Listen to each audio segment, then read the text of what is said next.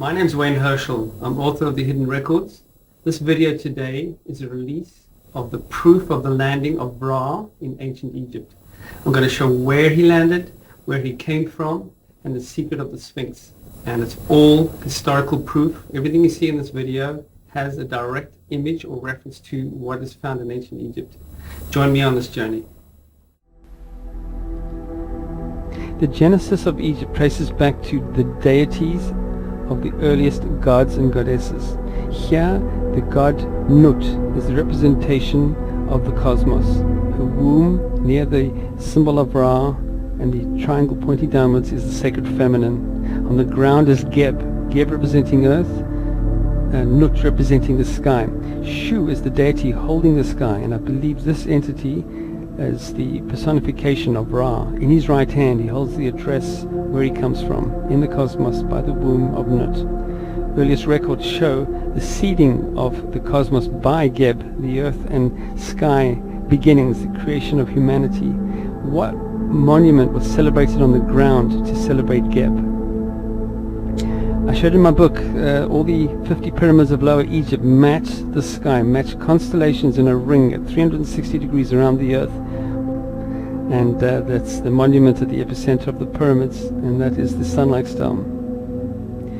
I also found that proving the Baval theory of Giza matching Orion's belt and the Sphinx representing Leo, the very simple test was to measure it in the sky and compare the alignment between the two and the angle between Leo and Orion's belt. And on the ground, the Sphinx and the three pyramids of Giza have that exact angle match.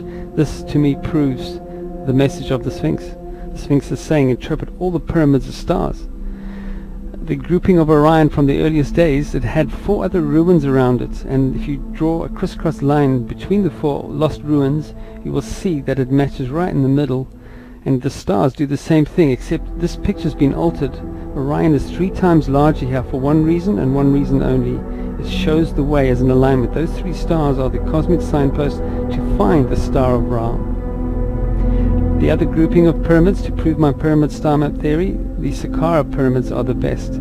This massive grouping, when you simplify the drawing and compare it to Andromeda, even the largest stars and the smallest stars match the smallest pyramids and largest pyramids. The sizes all match. And the ultimate monument is this one here, the obelisk, the center of the pyramid field, the obelisk of Ra in Abusur, next to 7 pyramids. 7 pyramids on the ground matching the 7 stars of the Pleiades. I'll compare this a bit more detail just now and show how this symbol of the leg of the bull is the Pleiades. And the most important star is a ring around it. That's how astronomers show the place of the most important star. You draw a ring around it, and that is the Ra symbol, and that correlates with the monument. The circumpunct is the symbol that represents a sun. My argument is, it is not our sun that is being worshipped. It is the sun of Ra, a sun-like star, nothing to do with our sun at all. When it is in its normal position, where there is just a disk, I believe that is when it is the sun. And there are many depictions of it where it is shown as our sun without the ring around the outside. The winged disk of Egypt, I believe, is another thing that needs to be queried. I believe it is a disk that shines like the sun, but it is what Ra came in. It could fly, it has wings on it. And you'll see depictions that prove that it is not our sun. The Sumerians had exactly the same belief. They worshipped this disk that flies, that shines like the sun. Here you can see the Sumerian occupant inside the disk flying. They also show him in a boat depiction as well, just like the Egyptians. A boat from the stars, the celestial ship. Ra again present inside the ship.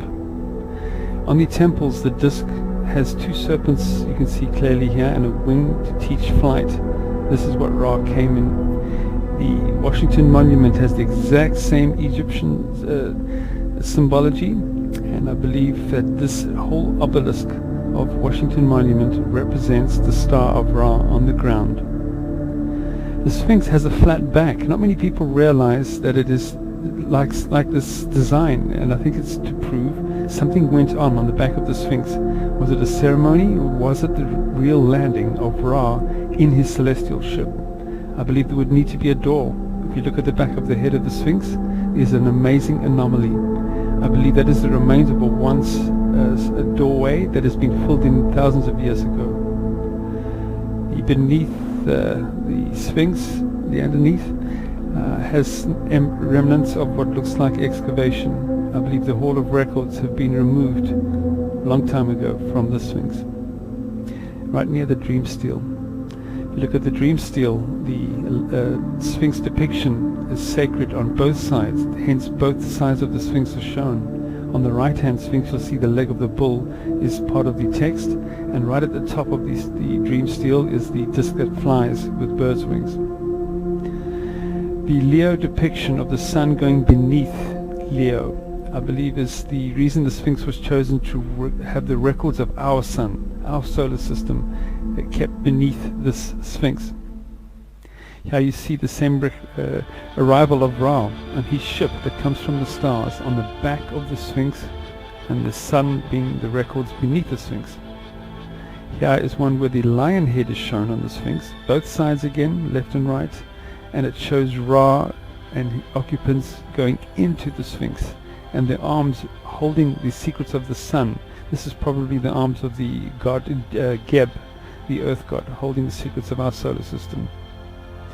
Same sort of thing, Ra landing on the back of the Sphinx. Ra in a more mechanical looking celestial ship, and in this case on the back of the Sphinx. Same depiction, more mechanical looking, more machine-like, if you can call it, but he's inside this ship. The kings of the ages past celebrated them as godlike in these ceremonial barks, processions. But look at the ceremonial fan. If you look closely at the fan, I believe this celebrates the landing of the ship that shines like the sun. The feathers that show the radiating light going outwards were on top of what is supposed to be Ra's celestial ship. That's the shape without the feathers. Very unusual shape, you might say. The occupant of Ra being inside the celestial ship dome. And if you think that's far-fetched, look carefully at this image. This is celebrating the landing of Ra on the Sphinx with the ceremonial fan, and I believe that the ceremonial fan is that depiction. It is celebrating Ra's arrival on the back of the Sphinx. And beneath the Sphinx we have in this stele, you'll see there's a box, and I believe that's the symbolic knowledge that is kept beneath the Sphinx.